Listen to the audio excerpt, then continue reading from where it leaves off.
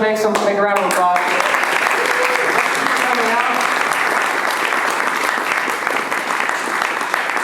This is the very first Make America Debate Again. We had the idea. We've been to quite a few events. A lot of people here. You might recognize Mike. He does some men on the street. You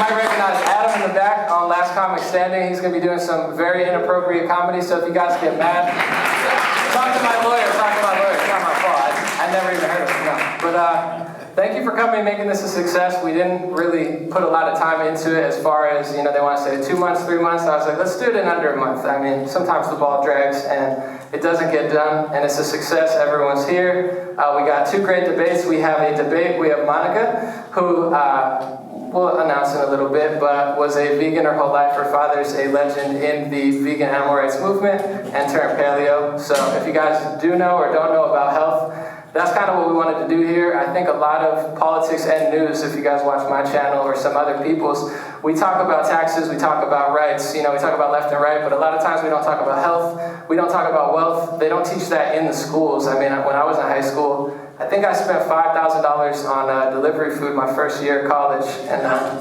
no one told me that my bank account was not unlimited. I found it out. I saved it up my whole life, delivering pizzas. But overall, we're going to talk about that today, and I want to give away a shirt real quick. We got, who came from Louisiana? Hopefully, okay, well, thank you so much for coming from Louisiana. I want to give you, it's a little day, but it's me on the shirt, it's not good day. Thank you so much. Yeah, that's amazing thing so far. Thank you. You should have told me when you met me that you were the one that came from Louisiana. It's okay though. I found out. I was afraid I wasn't going to hear anything. I was like, oh no. You came all the way out, and maybe, because I sent out the emails. I'll tell you guys behind the scenes real quick. I sent out all the text messages personally as well. So I used an app so you guys don't annoy me other ways. But I was like, I hope everyone gets the text and everyone gets the email. Another one real quick. This one says Make America Debate Again to Alyssa. Came out from Pennsylvania. Make a round of applause. Thank you guys so much. Thank you. That's dedication. So when I go to New York, if I don't see you guys there, y'all suck. No. Can I say suck? All right, I think so. Adam's going to say a lot worse stuff, so just trust me. So I'm going to just announce the first debates. We'll get into it. Thank you guys again for coming, and that's kind of what we're getting to. We have a, you get clap, I appreciate it, but we have a Bitcoin debate. We're talking about the finance industry. We're talking about banks. We're talking about currency, the future of it. And then we're going to talk about health. Hopefully you guys learned something, because I went to a lot of events myself, and one thing I noticed is you learn everything everywhere you go. There's always great people, but I was like, I really want to do something different. Get to health, get to wealth, and that's what I feel like when I watch the news or other people. Not all, there's a lot of legends out there on TV and off, but they never really get to the root of certain issues, and I just feel like sometimes they got us running in circles, fighting each other, and our health and wealth seems to be declining a lot, so hopefully we can change that. I want to announce real quick, the first debate, we're going to do a paleo-vegan debate, so if you're vegan or paleo or neither, you don't know anything, you just eat whatever, just give it a listen. I mean, you'll learn something, as will I. That's why I did this debate. I was like, who do I believe? I log on to YouTube. I don't even have cable television, so when I watch YouTube, I try to get to the bottom of health. I want to be healthy, but you hear someone, they say, I only eat meat. I'm on the carnivore diet. I was like, is that healthy? My one friend, Jay, where's Jay at? My one friend, Jay's been rocking bacon for a minute. He's been on the no carbs, correct, right? And just rocking out. And then there's some people who just only eat vegetables. So I'm legitimately like, who's telling the truth? Or is it a mixture of both, different body types? We're going to find out. Our first debater is Monica Hershaft. Monica's a best-selling author, motivational speaker, and holistic health practitioner. Her story is incredible. She comes from a family of legendary vegans and decided to switch her diet to paleo for health reasons. You'll hear more about her in a second. Show some love for Monica Hershaft.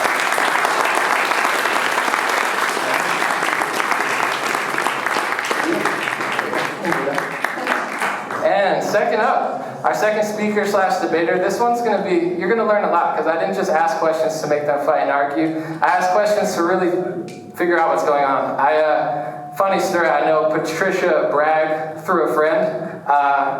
She does apple cider vinegar, and when we see her, we just bombard her with questions. Right? Please keep me alive. What do I do? She hates white bread. She always says, "Eat white bread, you're dead." That's just so. I still eat white bread, but she says it. I'm not perfect.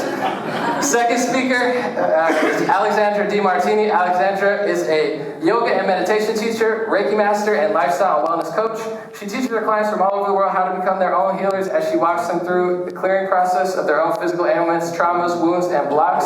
Alexandra's been a vegan for 8 years. She studied communication and journalism at USC. Alexandra, come up. Thank you so much.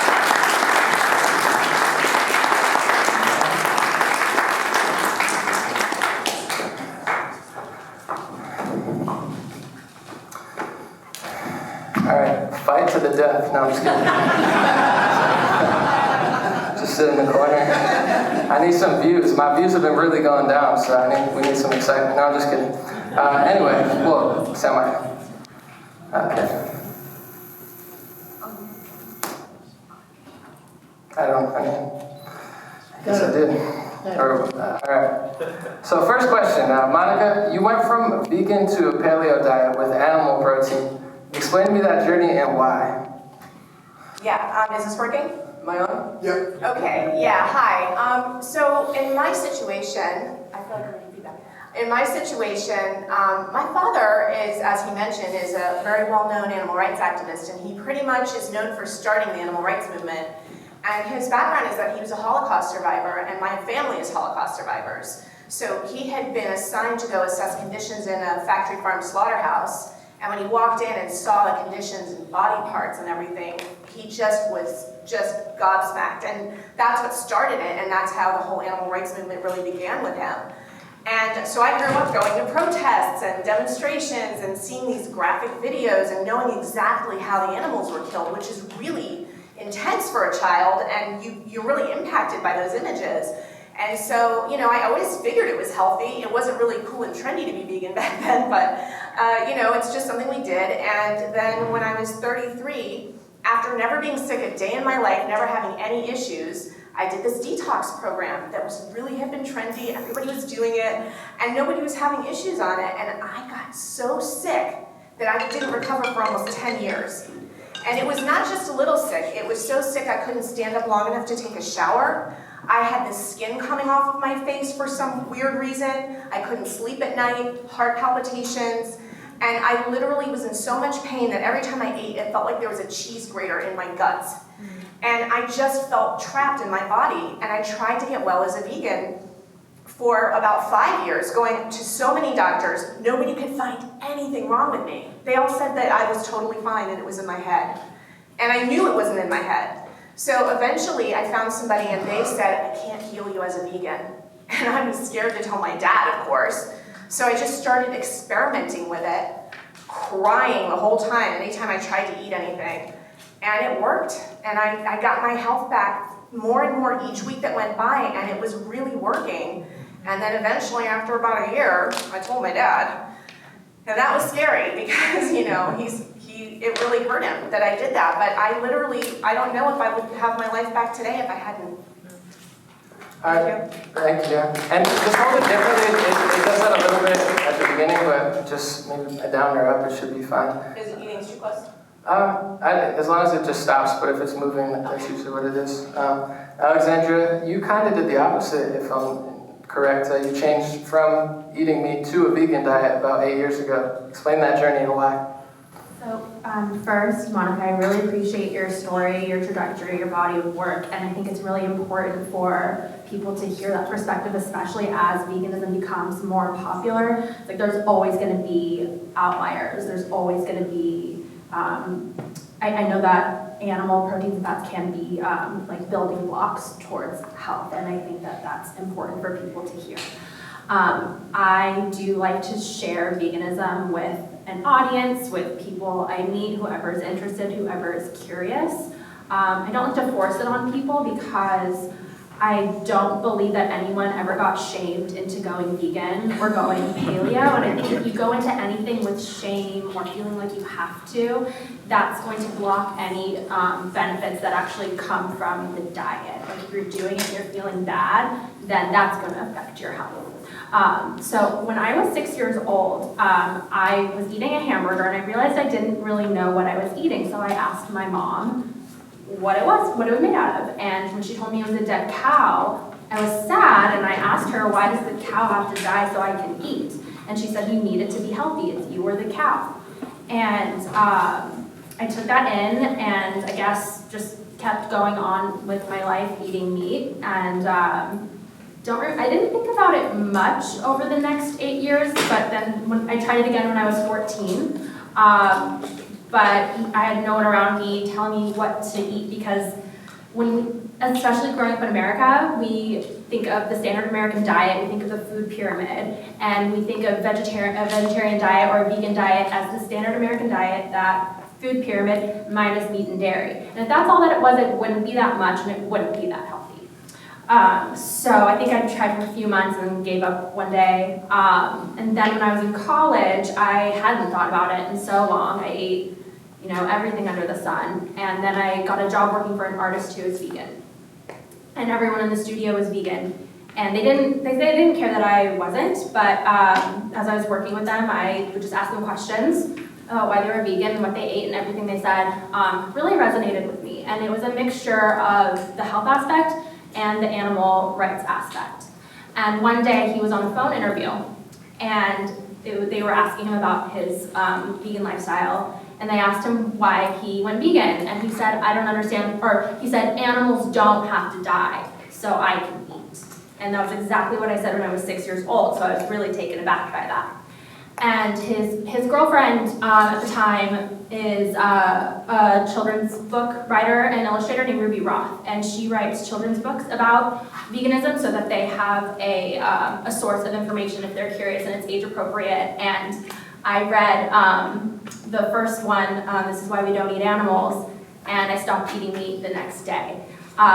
It took me 1.5 years to become vegan, but over that 1.5 years while I was in college, I spent every project I had for school, whether it was a research project, a debate, a public speaking thing, a campaign project, I would do it about veganism, health, the food industry, and I sort of made it this mini minor for myself. And I learned a lot, and I became really obsessed in a good way about learning about how the body absorbs food and what happens when I eat this type of sugar and that type of sugar, and knowing that the body absorbs fake processed sugar the same way it absorbs sugar from fruit. The only difference is that it treats the fake sugar like a virus. So your immune system starts to fight it. So every time you're eating something that's processed, especially high fructose corn syrup, the more processed it is, high fructose corn syrup is the crack cocaine to the just regular cane sugar, which is I don't know, something less than crack cocaine. Anyway. It's a drug-free event. So anyway, it just became a passion and interest and a lifestyle for me. And it did start with the animal ethics, but quickly became split down the middle between health and the ethical treatment of animals. And then eventually I learned about the environmental impact, which is a great reason to go vegan if you can, considering that 90% of rainforest deforestation is caused by animal agriculture. Mainstream media is not talking about it a whole lot, but the Amazon rainforest has been burning. It's gone up 79% than it did a year ago, last year, or the last time that it was on fire. And it's significant because that rainforest is the lungs of our planet. And the reason that the government is not taking funds from other countries to help stop it is because it's being burnt down to make room for animal agriculture. We're going to have to move on because I want to get to all the questions, so keep these ones short. I feel like CNN, you get to sound now. Guys, cut her off. It's like Miriam went to the video. She's like, yeah, give her a round of applause, She's like, I think people are taking too many pills. They're like, shut her up. No, but all jokes aside. And I'm sweating. Is that because I eat meat, or is it because it's 100 degrees outside? Second question, because I have a few and I really want to get to the health stuff. Between factory farming and antibiotics and animals, animals. You know, even a lot of meat eaters like myself realize that our food industry is not always the healthiest. You brought up the food pyramid. The more I learn about food and the more I talk to experts, I'm like, whose pyramid was that? I don't think it was for us. You know, not the best advice, I don't think. So, Alexandra, real quick, give me as many reasons as you can in less than 2 minutes or so that eating meat is overrated, and then we're going to move back to Monica. I know you're ready. So overrated is an interesting word for me in this context. I don't know that I would say overrated, but it can be harmful to your health, to the environment, and of course there's the ethical treatment of animals component. And I know we're trying to focus on health, I'm going to try to stay on that topic. But if we think about like health in a holistic sense, the planet that we live on, we need the oxygen, we need proper climate in order to exist as a species. So that is going to affect our health one way or another. But okay, so with chicken, and you mentioned antibiotics. So chickens are fed antibiotics, and every time we eat chicken and we eat the antibiotics, we are lowering our resistance. We're like, it makes it so that when we eat antibiotics, when we need them, they're less effective. Every time we eat chicken, we become less responsive to antibiotics when we need them. Also, when you go investigate like what's going on in the factory farms, it's not just about like what's happening to these animals, because some people aren't going to resonate with that. They're not going to care that animals are tortured. But eating tortured animals can be harmful for you. Because when they see the other animals being tortured, they know that they're next, they get scared, and then they release the stress and the fear and the anxiety hormones into their shoulders just like we do, and then we're eating the fear, we're eating the anxiety. And then back to the chicken farms, you know, these corporations, they don't care about your health, they don't care about the environment, they care about money. And what they do is they soak chickens in this water that's also mixed with their fecal matter, to plump up the chicken, which is already plumped up with all of the hormones that they're given so that they grow at this like alarming rate. They grow so fast they can't even stand on their own legs. And then we're eating all of that. So that's one reason to go vegan. As far as red meat, our bodies just aren't designed to eat a lot of it. I can understand needing some of it if you're in an extreme situation. However, herbivores have the same intestinal tracts that we have that are like miles and miles long. Carnivores have shorter and wider digestive tracts. Carnivores also have different jaws, like ours go up and down, so we can eat plants. Theirs go around and around so they can chew through flesh. Another difference between ourselves and carnivores is that when they eat meat, they see it, they catch it, they rip it apart, and they eat it. We aren't designed to be able to do that. I want to go to Monica real quick, and then we'll go back on another thing. What do you agree with out of what she said? What do you disagree with? And let it fly. Okay, so first of all, I agree with everything she's saying about the chickens, and they frankly do that with all animals. They're all injected with hormones and antibiotics, and they're beaten and abused and stabbed and picked up on forklifts and thrown, and the factory farms are horrific. In fact, the people that work there abuse their families and develop really severe mental disorders, and we don't want them in our society, quite frankly. And then also, you know, they're squished together, they don't get the sunlight, they have sores, they're laying in their own filth, all of that. I know about this. My father brought factory farming out to the public. Nobody knew about this before he did all of his investigations and brought this out to the public. I know this. And I agree with all of that, and you should never eat a factory farm conventional animal. It is horrific and it's supporting the torture. But paleo is not that. Paleo, you only eat animal protein from paleo farms, local farms where they're pasture raised, they are out in the grass, they're being treated well, there is no torture, they do what's called humane kills, which I know sounds like an oxymoron, but they do it in a way that will be the least stress for the animal. And it's done in a totally different fashion where it's sustainable. And as far as the part where we're talking about the digestive tracts and the bodies, I can use my own body as an example because it wasn't good for me to be vegan growing up and in my adulthood. But I also worked with hundreds and hundreds of patients over the years. And I did not have one person come in who was vegetarian or vegan that did not have some sort of an issue with candida overgrowth, zinc and copper imbalance, which causes all kinds of issues with pancreatic function, as well as some issues with thyroid balance. So that's just been my experience with it. Thank you. Yeah. Give a round of applause. I think one thing I want to take away is just really check where it comes from and how they do it. If you guys eat fast food, they did a study that I saw that was how many antibiotics they had. Everything got an F, even In-N-Out, which I thought was actually better quality. I think the only one, Wendy's got a D+ or D-. It's sad how I memorized this. And Shake Shack got an A-. It was the only fast food place that didn't put antibiotics or put the least amount. And I've been eating more Shake Shack. I know it's probably not the best thing, but listen, gotta start somewhere. On that note, we'll start with Monica, then we'll go over real quick. Do you think the government and food and medicine industry is doing a good job in terms of our health, and why? Are they working for us and doing a great job, or what do you think? Well, I'm going to try to keep this brief, and it's going to be challenging. Yeah. So I'm going to start with, let me start by saying I'm not bashing medical doctors. Because there's some in the audience. So that's fine. I have one of my best friends is an oncologist. I'm just playing.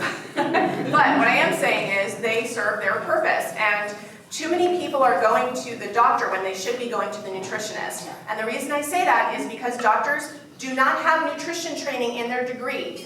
And I have actually two very close friends who have had family with stage 4 cancer that were told it didn't matter what they eat. Cancer is fungus. It matters what you eat. If you eat dairy or sugar and you have cancer, you will feed the cancer and it will grow. And the doctors do not have that training. They are trained to cut it out, and they are trained to give you medication to squash the symptoms. And when you get on medication, it's like a bully to your nervous system. It bypasses your nervous system. It's like, get the fuck out of the way, excuse my French. And it forces your body into the desired state, which is not sustainable. And they don't go to the root cause, they don't identify the root cause. If you are in a place where you have any type of chronic illness, it's important to go to the doctor, get your labs, find out what's going on, but you want to also look into seeing a nutrition expert, because that's your best defense against these types of illnesses. And then, were you talking about FDA too, or just the medical community? Just in general, I know, the FDA is one of the biggest food and drug administrations, so that's it. Just, they have health plans, they have their agencies. Are they doing a good job? Just a little brief note on the FDA, and I really want to go into politics for this very reason. So the FDA, first of all, they're approving things that they know are toxic to human health, and it behooves them to do so because it's actually the way they make money. Keeping us sick is good business. And so what happens is the amount of chlorine and fluoride in the tap water that's allowed, it's a freaking neurotoxin. It suppresses the immune system. You're showering in it, you're drinking it, you're cooking with it, and you're ingesting it, and it's suppressing your immune system on a daily basis. Get a good filter. On top of that, they also allow aspartame, which has been proven. It was originally discovered as rat poison. It has been proven to cause seizures. It causes all kinds of thyroid disorders, including Graves' disease and Hashimoto, and it also causes neurological issues. And people, think about aspartame, think about your toothpaste, think about chewing gum. How many of you are addicted to chewing gum? You're ingesting it all day long if you do that. And I could go on, but you get my point. And also the GMO and the whole thing with Monsanto, that's a whole debate in and of itself. But your body can't recognize that food, and they're allowing pesticides in the conventional food. You have to pay a lot of money to be certified organic. Why aren't we saying, this is the poison food? Why is it that we have to label the organic? It's a little turned around, right? Yeah, it costs money. For people who don't know, you have to pay to get the organic label, but it's free to just... Yeah, and at farmers markets, if you ask them, a lot of times they're organic, they're just not allowed to say it because they didn't pay for it, because they can't afford it. But the bottom line is that if in this day and age, you can't get away without doing organic because the pesticides that we're using are actually outlawed in other countries. They're illegal because they're so dangerous. So that's my take.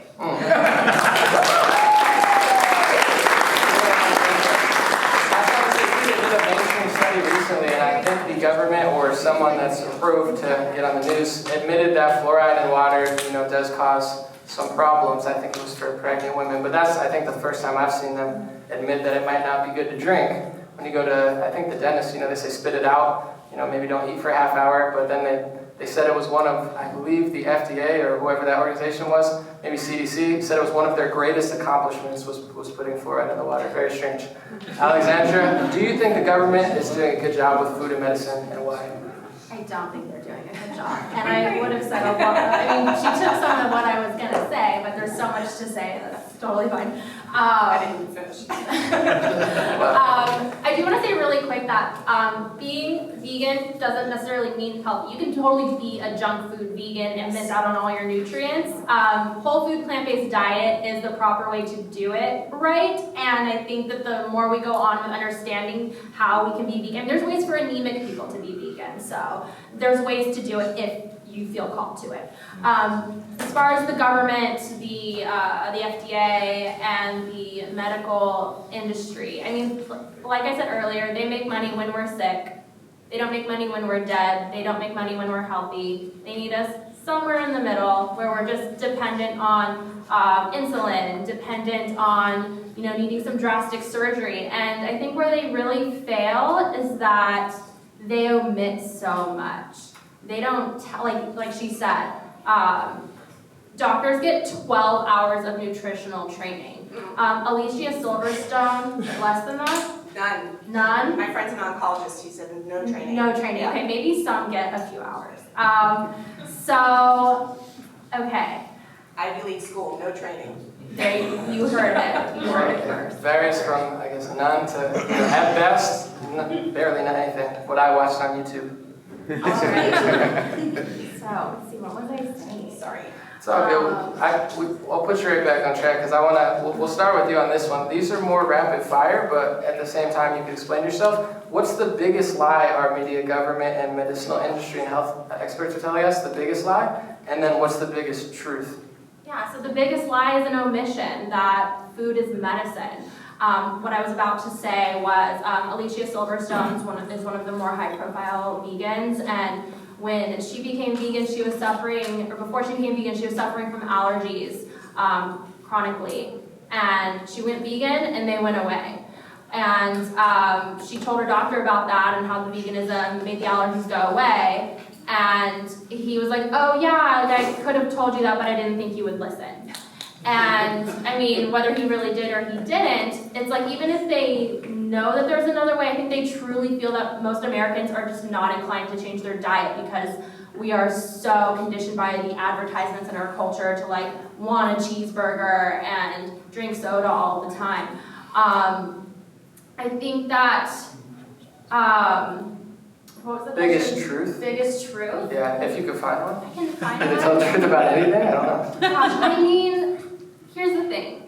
We need Western medical professionals on this planet. Sometimes people need surgery.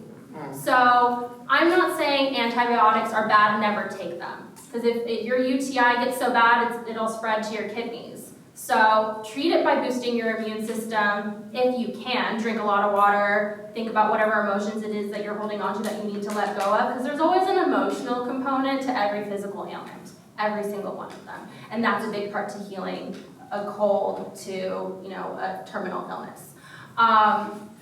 But I think that sometimes people hear people like us talk about holistic healing and they think that we are positioning ourselves in like to replace Western medicine.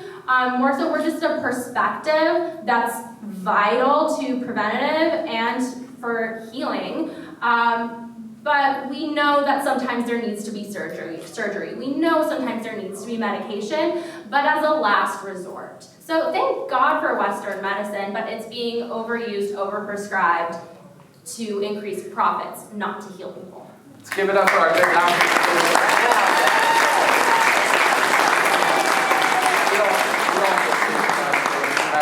Same question to you. What do you think is the biggest lie that our media, government, and medicinal industry tells us, and health experts? And what do you think is the biggest truth? Okay, yeah, I'm going to start with the lies.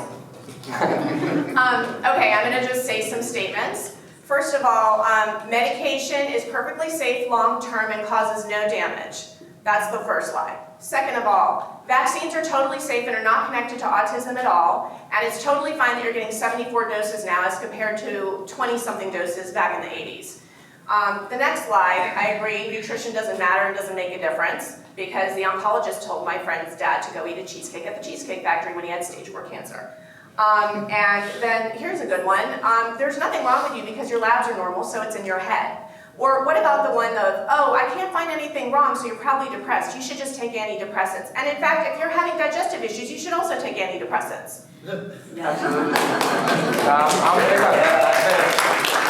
Try everything first. You said last resort. You know, they throw these things at your face. You can't even watch. We're going to have a comedian, not yet in a second, but I like Comedy Central. I can't watch it anymore. Every commercial is like Sarah McLachlan's sad song, You Get Me Down with the Dogs. And then it's like pill. They're like, does your leg hurt? Something kind of. Yeah.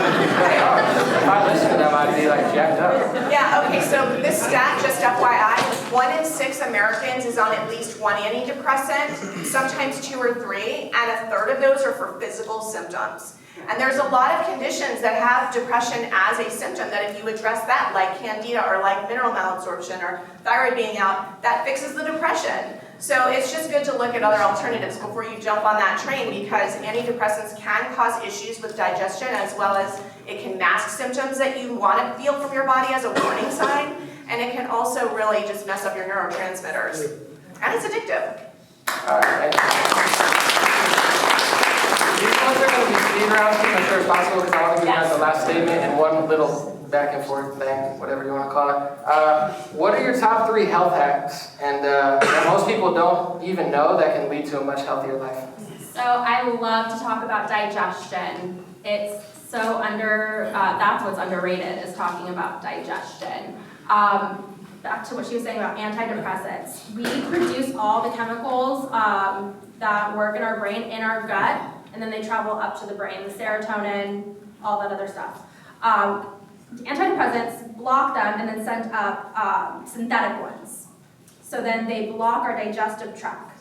And maybe that's sending up some stuff that's helping our brain, maybe, but what it's doing is it's clogging the digestive tract, and that's where we need to absorb nutrients. When we have a clogged up digestive tract, which if you've been eating standard American diet, you definitely have it. Like people don't think that they have digestive problems because you've just been carrying it around for so long, you don't feel it. So this is what I do to take care of my digestive system. Once or twice a year, I get a colonic. And there's some controversy around that, but it's worked wonders for me. I take probiotics. I try not to drink water 30 minutes before I eat and after I eat. Water dilutes digestive enzymes. Also, once you're past the age of 25, your body doesn't produce as many natural digestive enzymes, but you can take them. Garden of Life has a wonderful digestive enzyme supplement, and it's made with fruits and vegetables. It has organic papaya, which is hard to come by, and it tastes really good. It tastes like candy. It's chewable. Excuse me. So that's a huge health hack, and just being aware. One thing that the artist said when I was working for him that got me into this, he's like, think of your body as a system of tubes, and the point is not to clog the tubes. Thank you. So we're going to go same thing, 3 health hacks that people don't know that can lead to a much healthier life. And I'm taking notes.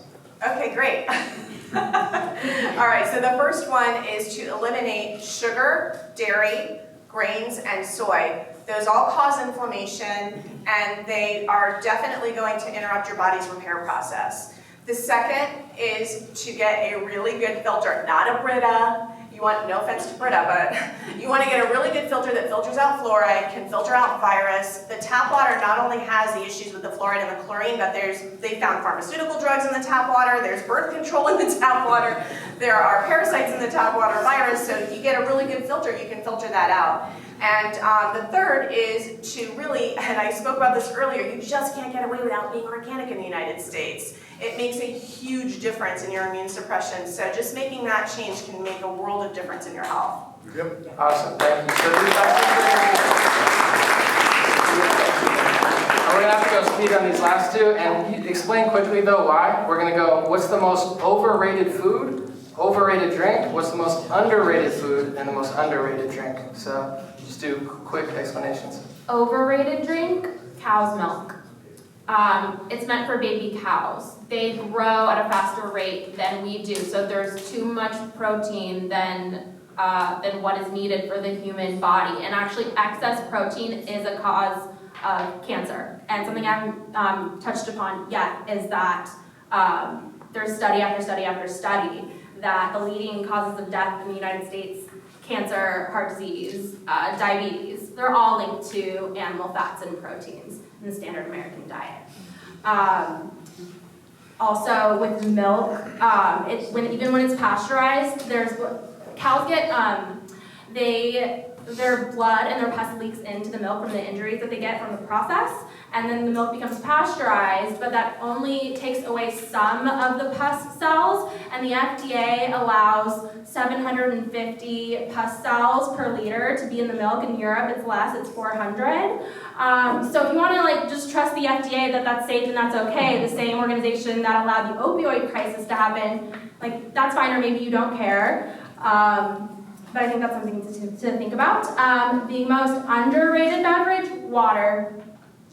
Water and all the ways to use water to heal yourself and change your life. Water absorbs and takes on whatever energy is around. So you can have your bottle of water playing some meditation music or some binaural beats. And then you can drink the water. Your body's 70-80% water. And that will change your frequency, change your vibration, and it will heal you. You might think you have a headache, but you're really just dehydrated. There's just so many problems in our life that can be fixed with water. It can calm you down just by drinking it or being near it, being in the bathtub, being in the shower. I think we could all drink a little bit more water. I know I can, even though I'm preaching this. Water is my... And then, do you have a food and a drink? Rapid fire though? Underrated food, underrated drink?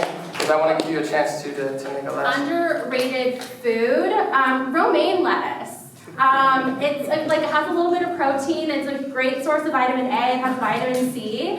I think people, everyone talks about kale, everyone talks about spinach, and those are great too, but romaine is a great source of nutrients, and when you have it with a good sauce, it's just super tasty. Nori and nutritional yeast do have B12, so that does help vegans get B12 without supplements, even though the supplements are fine too. And overrated food, of course I'm going to say meat and dairy, for all the reasons I just mentioned.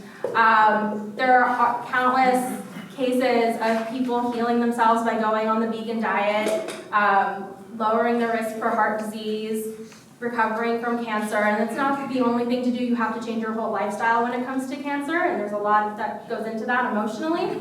So yeah, meat and dairy. Awesome. So Monica, and then we're going to end. I have a big last question for you guys. I want to get to that. So what's the most overrated food, overrated drink, underrated food, underrated drink? Overrated food, canola oil. Everybody thinks it's heart healthy and so good for you, and it comes from the rapeseed and it's super toxic. Stay away. Every restaurant uses it. Okay, overrated drink, kombucha. It's full of sugar and not everybody needs a probiotic.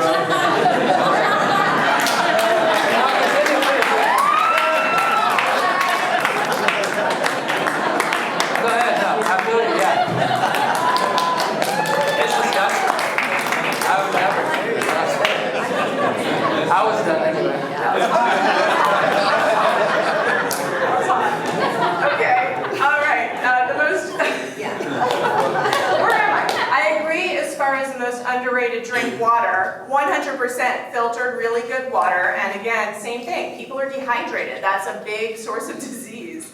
And then what did I have left? Underrated food? No. Yeah, underrated food. Well, I'm going to say paleo animal protein. Because so with my patients, I would actually increase their animal protein intake and their egg intake, pasture-raised organic paleo farms, and I would get them off their cholesterol meds, off of their blood pressure meds, and totally normalize their labs. So that's my experience with it.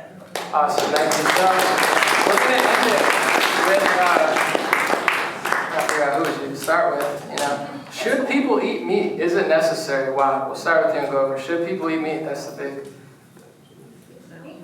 I'm going to just throw it in the middle, let you guys fight over it. No, we'll start with Monica and we'll go over. I mean, I did grow up vegan. And it's not like it was so easy for me. It's a challenge for me every day to make this choice from an ethical standpoint, and I will not eat conventional factory farmed animal protein even if I'm really hungry. I just won't do it. But I do have to say, speaking from my own experience in my body, and also those of my patients who had been vegetarians, and had wanted to try something different to get their health back, and also had made that choice for ethical reasons. This is what happens. First of all, in my case, I developed a choline deficiency. Now, choline is not just used for your nervous system, which is one of the reasons why I wasn't sleeping, by the way, but choline is gallbladder function. That's how you digest fats. Choline is phase 2 liver function. That's how you detox all of the toxins that you get exposed to. If that's broken, your toxins are going right back in. You're not digesting and breaking down your food properly. So that causes leaky gut syndrome over time, and that causes little perforations in the digestive tract. Now you've got food allergies because all the undigested food goes into the bloodstream, causing an autoimmune response. And then you're dealing with candida, and over time, you're also getting what I referred to before, which is that zinc-copper imbalance. And then when you get zinc deficient, that affects immune function. And then the other issue is that when you're zinc deficient is you're not making your pancreatic enzymes properly, which also contributes to the digestive issue.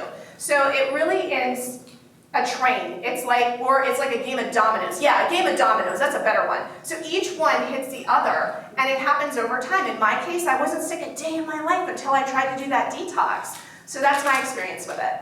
Awesome, thank you. Alexandra, yeah, should people eat meat, yes or no, and why, from your perspective?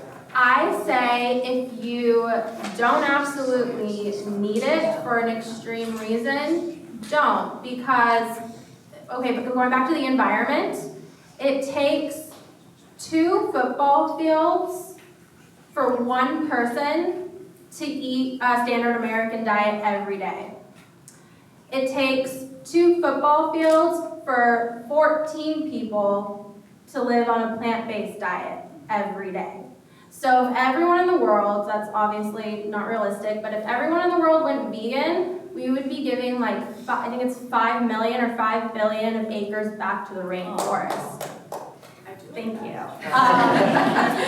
Also, I mean, there's just so many studies coming out about the link between animal proteins, again, from processed meat, more so, of course, that are linked to diseases that are the leading causes of death in the United States and other cultures that have similar diets.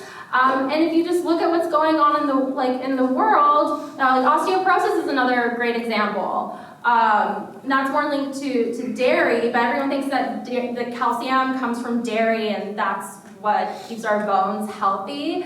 But the dairy, it creates such an acidic environment in our bodies that it leaks everything out of the bones, and that's what creates osteoporosis. And in the countries and the cultures that have the highest rates of osteoporosis, they also have the highest intake of dairy in their diets. So I just think that as a general rule, it seems that the way in which we eat meat isn't healthy. And I think the reason we started eating meat as a species is that it was necessary at one time. But it just seems like largely it's not necessary now. Vegan food is so available. There's so many more resources out there of how to do it right. If you're anemic, if you have kids, if you, whatever your needs are, there's just so much more information now. It's needed for the species to survive, at least to get closer to most people on a vegan diet, or at least eating less meat. Let's see, anything else? That's it. All right, give everybody, I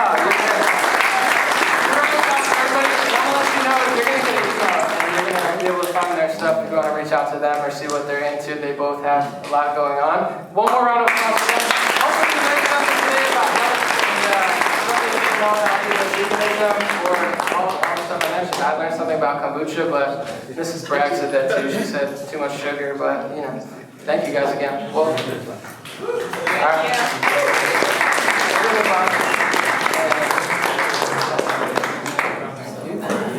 Thank you. Thank you so much.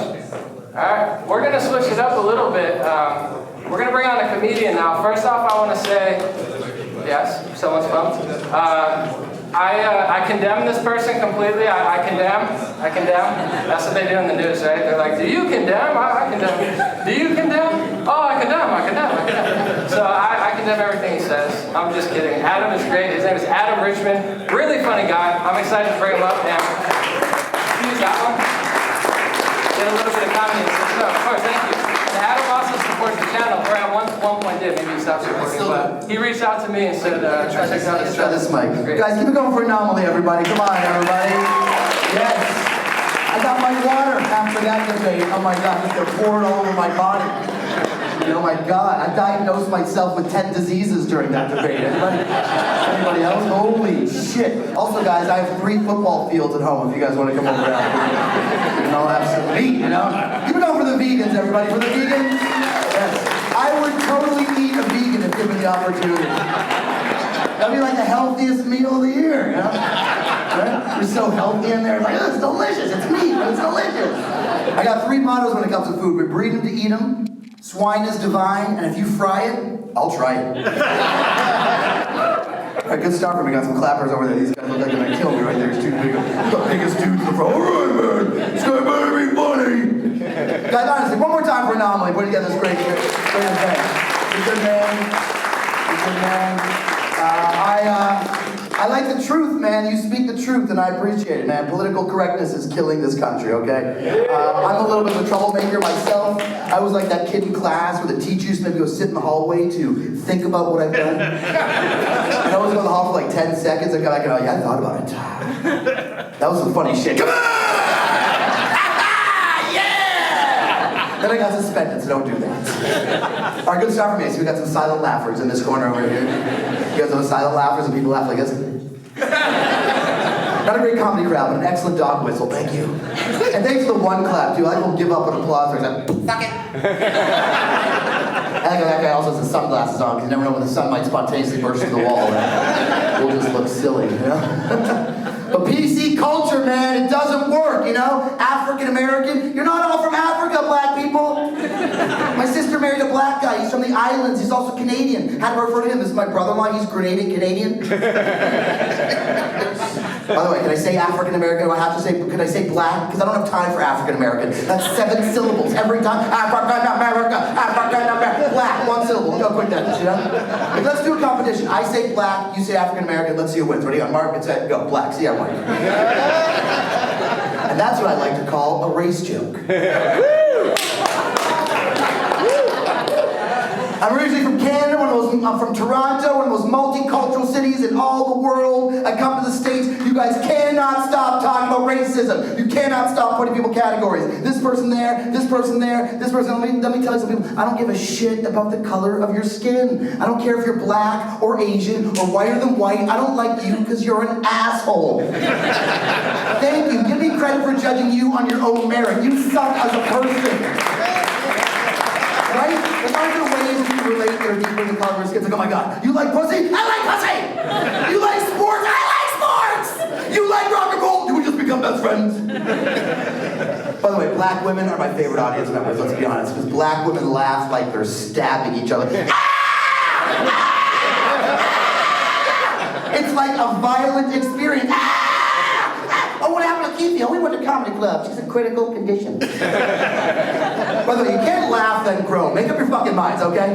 You can't laugh and decide halfway through that's not funny. I enjoyed that joke and realized I'm offended. I'm offended and I need a safe space. I need a safe space free from words and thoughts and ideas that are different than mine. How about you all eat a dick with your safe space, okay? It's comedy time, not take shit seriously in the evening, all right? I like how half of you are watching, the other half are on your phone, so this better be somebody else to do this more.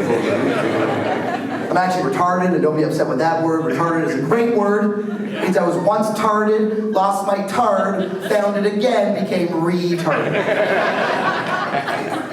But what happens when you're not allowed to offend people? What if I don't like you and want to offend you? It's not illegal. Oh, you're offended? Fuck yeah! I did my job! Being offended is not like a currency you collect and cash me like, I'm this offended. That's my word for the haters, snarfies. Snarfers. No, snarfy, snarf. Look at this guy feeling good about himself. What an asshole. Snarf, snarf. He can't be funny. He has a beard and mustache and glasses like all the other alternative comedians. Snarf, snarf. I apologize to you guys. I'm a white, heterosexual, educated, not disgustingly ugly male. I know. Top of the food chain. And I'm funny? That's not fair. If I was a fat Asian lesbian in a wheelchair, I'd be so fucking famous by now. Right? I have a name and a catchphrase like Fortune Wheelie. I can have all my hacky fat Asian lesbian in a wheelchair material. Like, oh, you know you're a fat Asian lesbian in a wheelchair when your electric wheelchair breaks down and your chubby girlfriend has to come to your Chinese food restaurant to sit down your face. Fortune Wheelie. You know, fuck you guys. That's a great fucking joke, okay? And the only people who are feeling bad is the guilty white guy right there. It's like, oh shit, good. Like if I was doing my act, but I was a transgender Muslim midget, I'd be super popular right now. Right? He's a young, ambitious transgender Muslim midget. This summer, Mohammed Sheehy Smalls is MacGyver.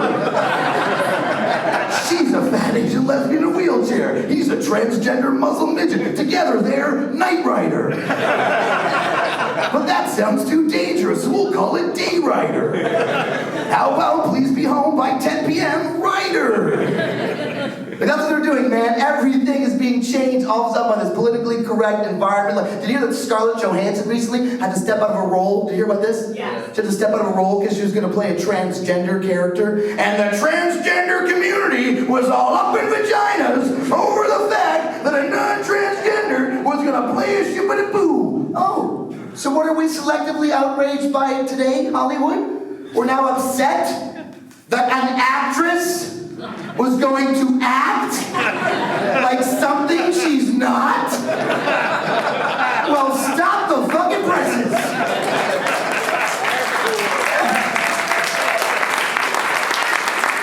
Because I was going to go to the new Tom Cruise Mission Impossible till I found out that Tom is not a real spy. Spy community is all over there. Now they're changing all the movies to all females, all that, taking all the iconic roles, changing them to all women, you know? Why don't you just go all the way, you know? Ocean's 8, Ghostbusters, just go all the way, change all the movies. Star Wars, way too many guys in that, change them up, have some girls in there. Chewbacca, he shouldn't be a guy, make him a girl, call him Chewbacca. James Bond is now a girl. I mean, what happens when you take these iconic roles and turn them to all females? Have you ever seen a Batgirl movie? No, there's a reason for that. Now James Bond is a girl. It's like, I'm Bond, Jane Bond. I like my martinis with apples.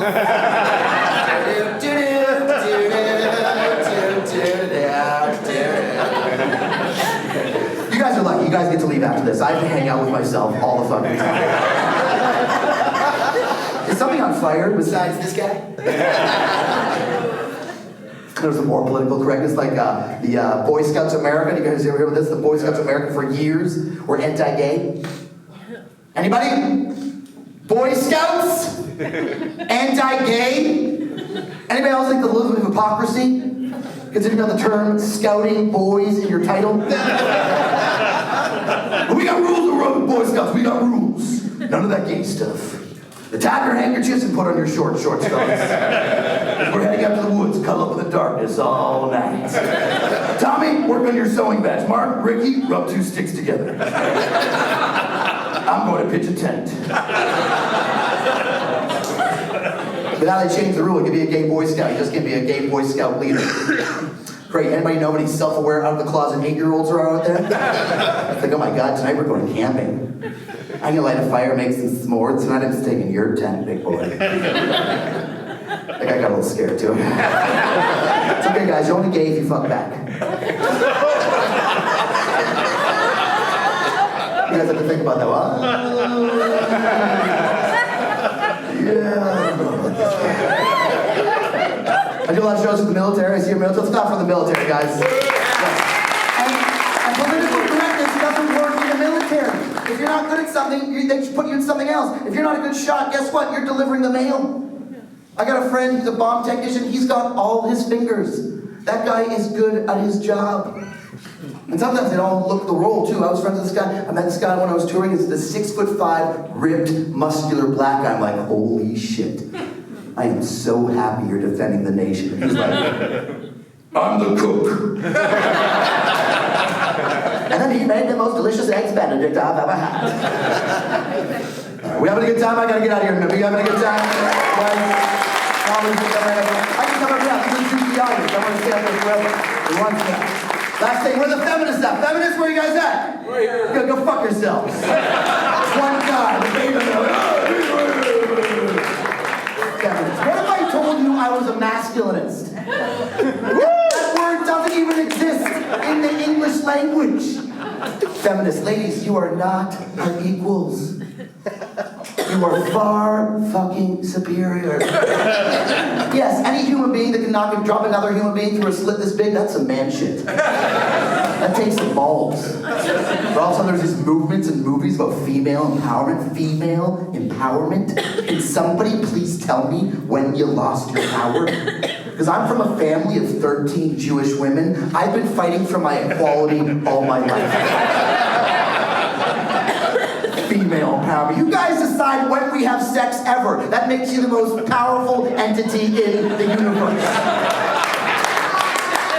You get a divorce, you get the house and the kids, and you don't think you have power? I know no man that doesn't work. I know many women that haven't worked a day in their lives, and you don't think you have power?